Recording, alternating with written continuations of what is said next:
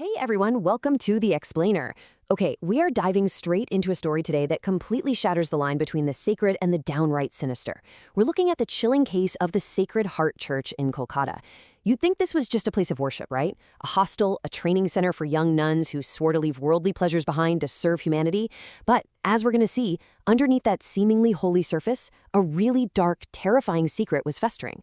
We're going to break down the whole timeline, the events, and the horrifying climax of what actually happens when buried sins just refuse to stay in the ground. So this brings us to the big central question for us today. How on earth did demonic forces take over a holy church?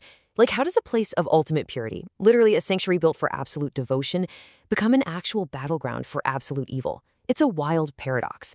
The source material paints this picture of a spiritual stronghold that just completely failed to protect the people inside it. To figure out how the darkness slipped in, we really have to look at the catalyst. And that catalyst, it was the arrival of one very specific young woman. All right, let's look at the first phase of this terrifying mystery, Maria's strange behavior. It all kicked off on the last Saturday of March, right during evening prayer. Mother Superior, Mother Agnes, introduced this 22-year-old girl named Maria. She called her God's special child, brought there to serve at the feet of the Lord. But honestly, things were profoundly off right out of the gate. Maria's face was just coated in this deep, impenetrable sadness. She had these hollow, sunken eyes, no eye contact, zero emotion. She just silently walked away to her room. Now, in a convent, you expect graceful devotion, right? Silent contemplation, unison during prayer. But the very next morning, a fellow nun named Ruma noticed Maria standing at the back of the chapel.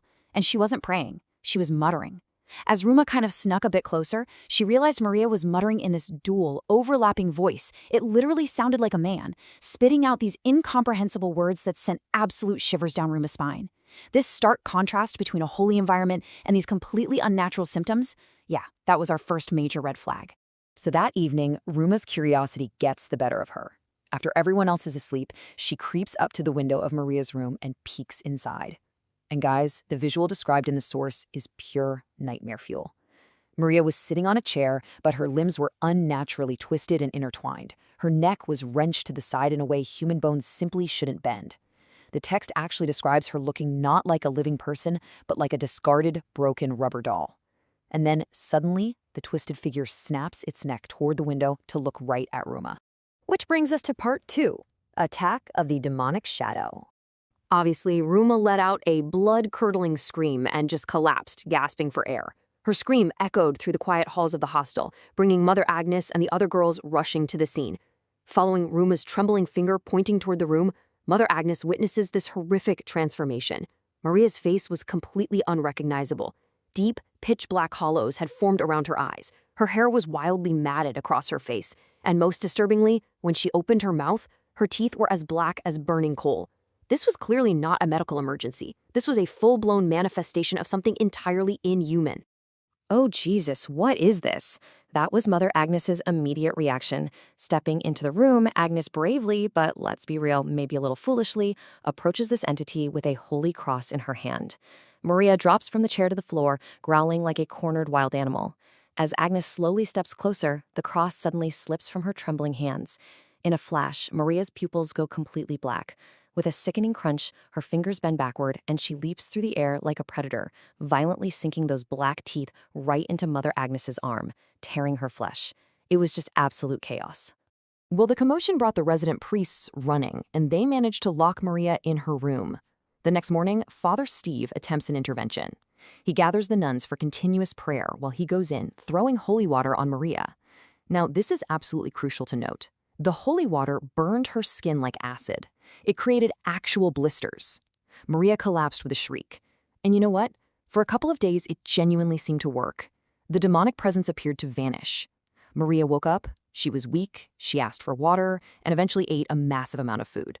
The convent thought they had won. But it was a false cure. The entity was literally just resting. Which leads us right into phase 3, the terrifying exorcism process. So, the holy water from Father Steve, total false cure. Shortly after waking up, Maria devoured her food like a starving animal rather than a human, and the entity returned with a serious vengeance. She started speaking rapidly in multiple unknown languages.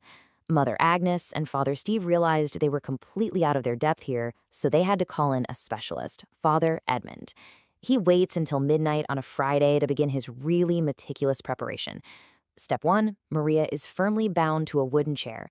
Step 2, a perimeter is set up using holy crosses and lit candles to contain the entity. Step 3, continuous sprinkling of holy water. And Step 4, the relentless recitation of sacred mantras. As Father Edmund began to chant, Maria's face twisted into this demonic smile, and she began cycling through voices. I mean, sometimes it was a crying infant, sometimes a booming man. Just terrifying. But here's the thing. The entity was far stronger than Father Edmund anticipated. The ritual provoked a terrifying escalation. As the chanting grew louder, Maria let out a deafening scream. Instantly, every single candle in the room was snuffed out. Then, Father Edmund watches in absolute horror as the solid stone floor between him and Maria literally begins to crack and split open. The sheer supernatural force was destroying the architecture of the church itself. The tension in that room must have been suffocating. And then, screaming in defiance, Maria violently twists her own arm backward, audibly snapping the bone. All right, part 4, a horrifying truth. Amidst all this chaos of the exorcism, Mother Agnes's eyes suddenly roll back, turning pitch black. The demonic entity, now seemingly projecting its power, forced a hidden confession to be spoken aloud. The demon screamed, "I will tell you everything." So let's map out this devastating backstory that was just exposed to the light. A year prior, Maria wasn't a nun. She was a happy, vibrant girl who sang at the city church on Sundays. There, she caught the eye of a young priest, Father Neil. Breaking his vows, Neil engaged in a secret affair with Maria. 4 months later, Maria reveals she's pregnant. Terrified of losing his reputation, Neil conspires with none other than Mother Agnes. On a dark, stormy night, they give Maria medication to force a premature delivery. The baby was born. Now, whether it died naturally moments later or not is kind of ambiguous in the sources, but the really harrowing truth is that Neil and Agnes took that baby and secretly buried it in the church graveyard, completely silencing Maria to protect the institution. So, the really crucial piece of the puzzle is understanding how the possession actually happened. Maria was completely shattered by this betrayal. Father Neil essentially told her to shut up and move on. Left with zero proof and just crushing guilt, Maria retreated from the world and became a nun at Agnes's hostel. But the source tells us that she spent her nights wandering into the graveyard, screaming and crying out for her dead baby.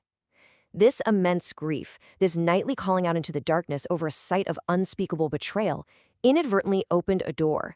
It invited vengeful demonic spirits into her, spirits accompanied by the wronged, incredibly angry soul of her own child. And finally, we arrive at Section 5, terrifying punishment for sin. Hearing this horrific confession, Father Edmund immediately orders for Father Neil to be summoned to the exorcism room, and the energy in there is now absolutely electric. When Neil walks in, Maria lets out this terrifying, booming laugh. Neil is absolutely terrified, cowering behind Mother Agnes. The truth is officially out. The hypocrites are standing right in front of the victim. As Father Edmund frantically throws more holy water, desperately trying to finish the exorcism, Maria lifts her head.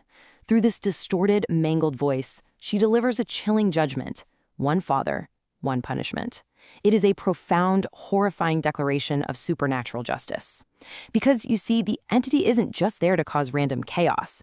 It is there to execute a specific, targeted revenge against the exact individuals who orchestrated this whole tragedy. What happens next is literally a scene of airborne retribution. Suddenly, Mother Agnes and Father Neil are violently lifted high into the air by an unseen force. Down below them, the extinguished candles spontaneously reignite. 2 of these blazing candles lift off the ground, float through the air, and set the clothing of Agnes and Neil completely on fire. Father Edmund tries to throw holy water whip at them, but it's entirely useless. The holy water just slips right from his hands. They are suspended near the ceiling, burning alive, completely beyond the reach of human or divine salvation. And with that, the entity's vengeance was complete.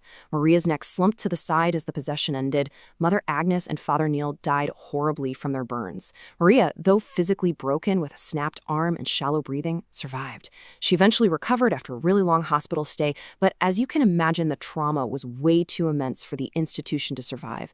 Both the City Holy Church and the Sacred Heart Church were permanently shut down after this incident. Father Edmund survived too, but he was left with nightmares that would haunt him for the absolute rest of his life. The physical doors of the Sacred Heart Church were bolted shut forever. But it leaves us with this lingering, incredibly unsettling thought. Institutions can hide their darkest secrets under layers of holy dirt, and they can shut their doors to avoid the scandal. But do the sins buried in the graveyard ever truly sleep? Or do they just wait for the exact right moment and the exact right tear to claw their way back to the surface? Food for thought, right?